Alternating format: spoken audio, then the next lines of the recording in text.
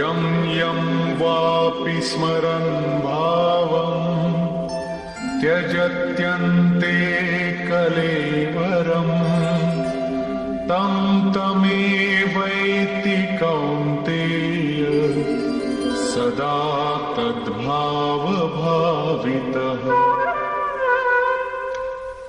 कौन्तेय, मृत्यु के समय मनुष्य जिस भी भाव को स्मरण करता हुआ शरीर को त्यागता है उसको ही प्राप्त होता है।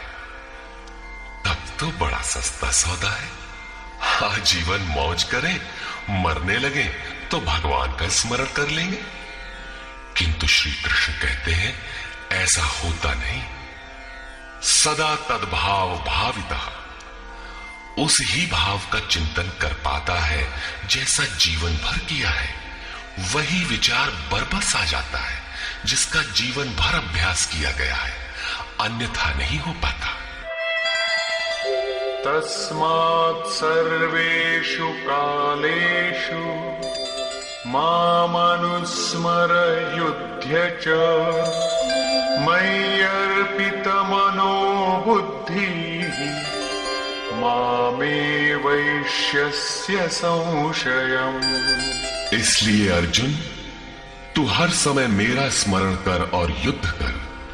मुझ में अर्पित मन और बुद्धि से युक्त होकर तू निसंदेह मुझे ही प्राप्त होगा। निरंतर चिंतन और युद्ध एक साथ कैसे संभव है?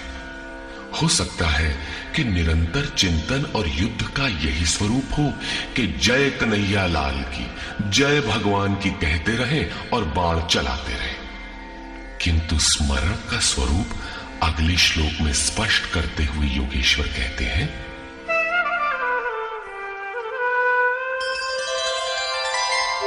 अभ्यासयोगयुक्तेन चेतसा नान्यगामिना परमं पुरुषं दिव्यं याति पार्थानुचिन्तयन्।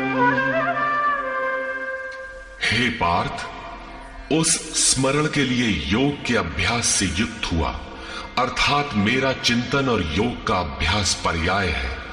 मेरे सिवाय दूसरी ओर न जाने वाले चित्त से निरंतर चिंतन करने वाला परम प्रकाश स्वरूप दिव्य पुरुष अर्थात परमात्मा को प्राप्त होता है।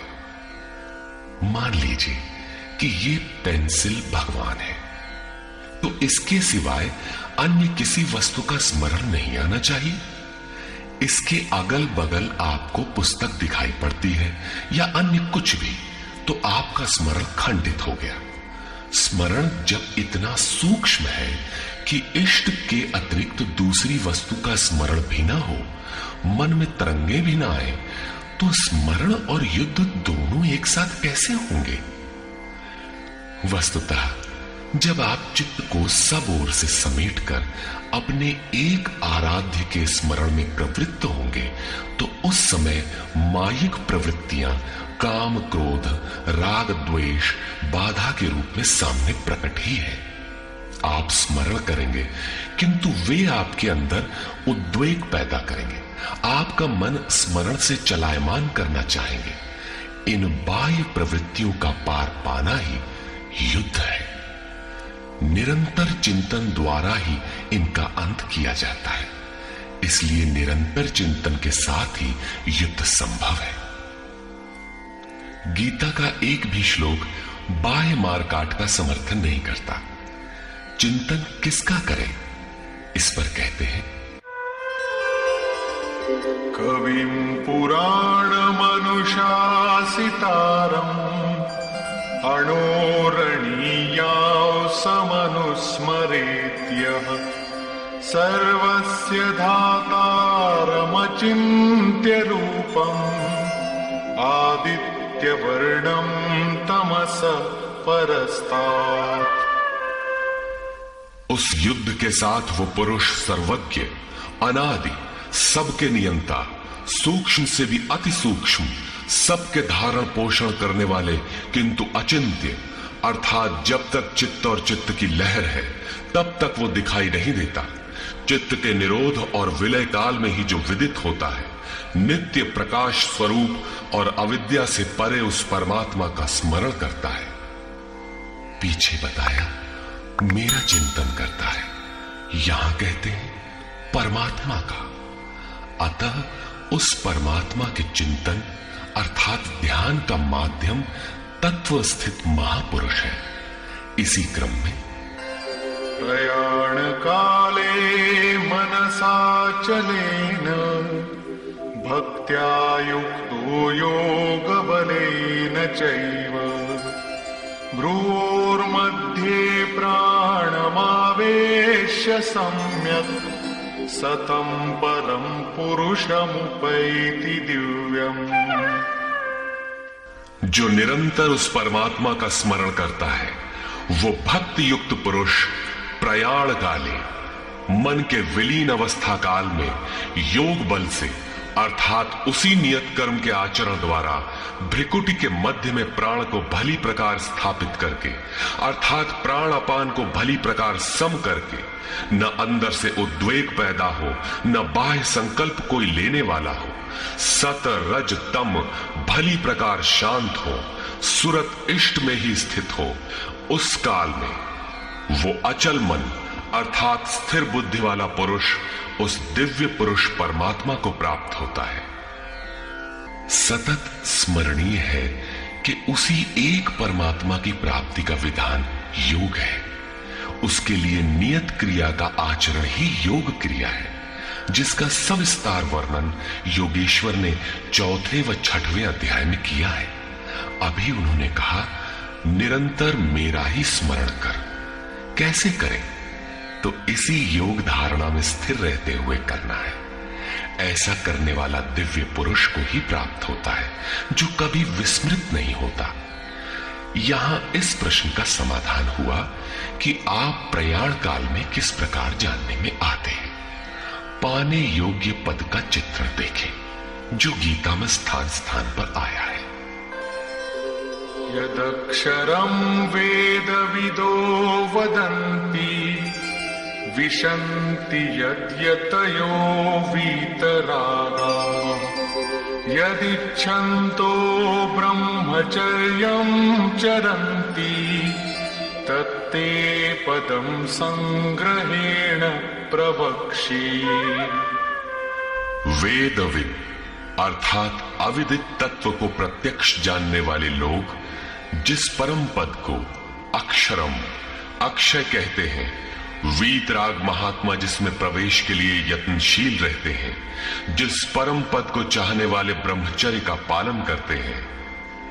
ब्रह्मचर्य का अर्थ जननेन्द्रिय मात्र का निरोध नहीं, बल्कि ब्रह्म आचरति सब ब्रह्मचारी, बाह्य स्पर्शों को मन से त्याग कर ब्रह्म का निरंतर चिंतन स्मरण ही ब्रह्मचर्य है।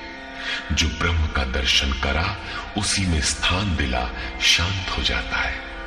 इस आचरण से इंद्रिय संयम ही नहीं बल्कि सकलेंद्रिय संयम स्वतः हो जाता है। इस प्रकार जो ब्रह्मचर्य का आचरण करते हैं, जो हृदय में संग्रह करने योग्य है, धारण करने योग्य है, उस पद को मैं तेरे लिए कहूंगा। वो पद है क्या? कैसे पाया जाता है? इस पर योगेश्वर श्री कृष्ण कहते हैं, सर्वद्वाराणि संयम्य मनोहृदि निरुध्य च मूर्ध्याधायात्मनः प्राणम् आस्थितो योगधारणा। सब इंद्रियों के दरवाजों को रोककर अर्थात वासनाओं से अलग रहकर मन को हृदय में स्थित करके ध्यान हृदय में ही धरा जाता है, बाहर नहीं। पूजा बाहर नहीं होती। और प्राण अर्थात अंतःकरण के व्यापार को मस्तिष्क में निरोध कर योग धारणा में स्थित होकर योग को धारण किए रहना है, दूसरा तरीका नहीं है। इस प्रकार स्थित होकर ओमित्येकाक्षरं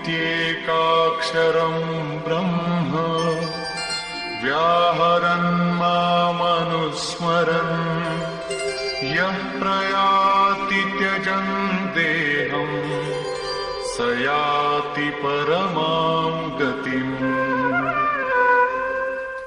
जो पुरुष ओम इति ओम इतना ही जो अक्षय ब्रह्म का परिचायक है, उसका जाप तथा मेरा स्मरण करता हुआ शरीर का त्याग कर जाता है, वो पुरुष परम गति को प्राप्त होता है।